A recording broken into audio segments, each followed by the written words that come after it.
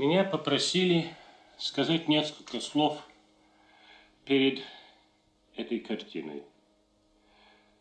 Я выступаю в роль необычной для меня, потому что люди моей профессии привыкли больше слушать и меньше говорить.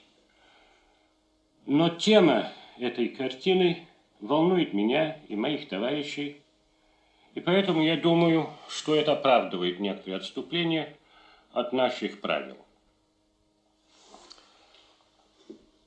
Вы, вероятно, читали в газетах заметки, которые в последнее время довольно часто появляются, о том, что в некоторых капиталистических государствах проводятся опыты по использованию бактериологических и химических средств массового уничтожения людей. Эти последние в особенности страшные, потому что они поражают психику людей и уничтожают его нервную систему. В английском городе Портоне, в канадском Саффилде имеются лаборатории, в которых хранятся возбудители самых страшных эпидемий, которые когда-либо поражали человечество. Во время войны мне довелось встретиться с одним немцем, врачом, отъявленным нацистом, который цинично заявлял о том, что необходимо уничтожить беспощадно всех неполноценных людей во имя улучшения человеческого рода. Эти бредовые идеи не погибли вместе с гитлеровской Германией. В Соединенных Штатах Америки я встретился с одним американским офицером из форта Детрика и военно-химической лаборатории, которые там существуют, который выражал той же самой мысли. Всякий раз, когда подобные люди имеют в своих руках такие страшные средства массового истребления, встает вопрос раскрыть их замыслы, раскрыть для того, чтобы избежать катастрофы. И вообще все это уже предначертано в Святом Писании. И выйдет дым из кладеза бездны, и станет солнце мрачно, как лосеница, и луна сделается, как кровь, и станет вода полынью, и люди будут искать смерти, но не найдут ее. Разве можно остановить то, чему суждено случиться? А вы не боитесь, что я просто обращусь в полицию? Нет, я боюсь другого, вашей слабости. Вашего малодушия. Я боюсь, что вы не решитесь, и тогда случится то, что сейчас еще можно предотвратить. У каждого человека в жизни наступает час, когда он должен выбрать, кому служить. Богу или дьяволу. И вот сейчас вы должны сделать этот выбор. Нет, не могу. Ну что ж, вы правы. Думайте о себе, о своем хлебе, а тем временем это может начаться. Каждый час, каждую минуту. И конец света – это ничто по сравнению с тем, что ждет человечество. Потому что даже после конца света человек должен был сохранить свою бессмертную душу. А это оружие беспощадно. Оно лишит нас не только разума, оно лишит нас души. Никто даже не поймет, что война уже началась. Просто люди один за другим будут превращаться в тихих животных, готовых покорно выполнять чужую волю. Матери будут душить детей в колыбелях, дети убивать стариков. Никто не будет сознавать, что творит.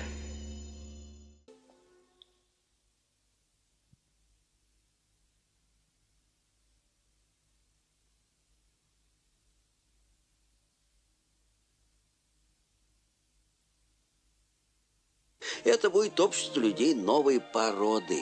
Потому что стоит только вспрыснуть 0,1 грамма RH самому неповоротливому человеческому существу, как оно мгновенно ощутит огромное интеллектуальное могущество. Вот вам и решение всех проблем. Нет больше ни богатых, ни бедных. Есть только элита, живущая в Новом Эдеме. Мыслители, поэты, ученые.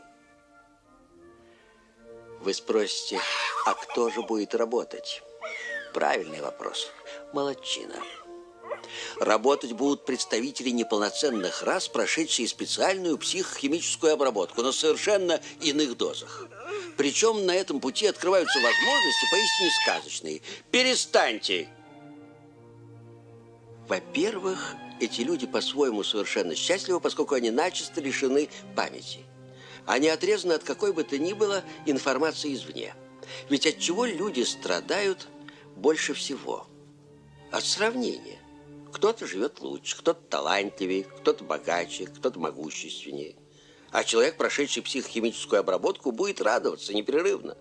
Радоваться, что его тепло, что помидор красный, что солнце светит, что ровно в 2 часа, что бы ни случилось, он получит свой питательный бобовый суп, а ночью женщину, при условии, если он будет прилежно трудиться.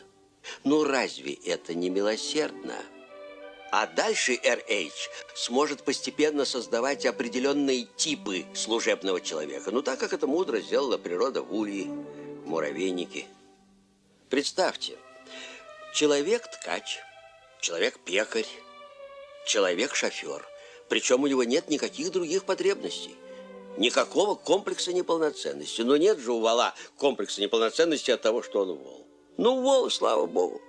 Человек-робот ни о чем не думает, всегда доволен, и он размножается, производит себе подобных. От человека-золотаря также не может родиться человек-математик, как от кошки не может родиться слон. Исключено, потому что влияние Рейч затрагивает генетическую структуру человека. Вот что особенно важно, а вы говорите. Некая элита всегда пыталась весь остальной мир поставить себе на службу. Сегодня возникла реальная технологическая возможность в процесс эволюции человека.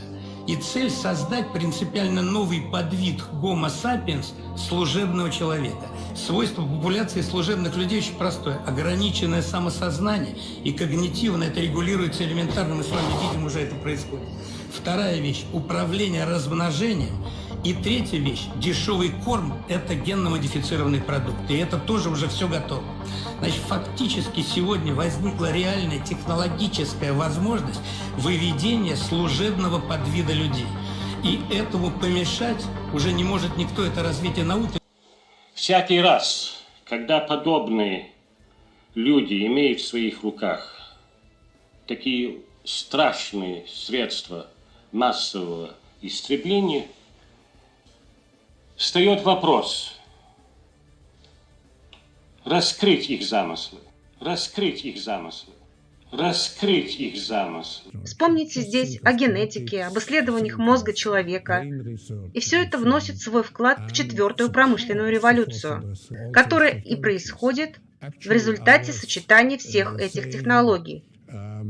И как я уже где-то говорил, что в конечном итоге то, что мы хотим получить от 4-й промышленной революции, это слияние воедино нашей физической, цифровой и биологической личности. Как только все люди поймут основу своего «я» и самоидентифицируются, управлять, то есть манипулировать ими будет чрезвычайно тяжело. Люди не хотят быть манипулируемы, когда они имеют знания. В иудейской культуре Каббала, которая давала науку жизни, она 3000 лет была секретным учением, потому что люди понимали, что такое снять пелену с глаз миллионов людей и сделать их самодостаточными. Как управлять ими. Любое массовое управление подразумевает элемент манипуляции. Хорошо известно, что есть очень серьезная и очень влиятельная группа ученых, которая видит картину гораздо более пессимистично, а точнее практически катастрофично. Эти люди говорят о том, что нам предстоит не просто стагнация, а нам предстоит качественно новая ситуация с радикальным сменом тренда из движения вверх в движение вниз. И это весьма серьезные люди, это вовсе не какие-то маргиналы. По сути, я говорю о хорошо известной группе экспертов, которые в 70-х годах прошлого века создали римский клуб, Аурелия Пичей, Деннис Медоуз. Это команда людей, которая продолжает работать дальше, и они с серьезными расчетами и со своими аргументами говорят о том, что единственный сценарий, который нам предстоит, это сценарий, близкий к катастрофическому. Ну, представьте себе, здесь кривая такая условная, но по сути речь идет о том, что численность населения земного шара вот с тех самых 7 миллиардов к концу века должна снизиться до 2,5, 2 или даже 1,5 миллиардов человек. Масштаб этих проблем беспрецедентен. Никогда раньше человечество не сталкивалось с такими проблемами. В то же время я пытался показать, что и наша страна способна внести реальный вклад в решение этих беспрецедентных вызовов.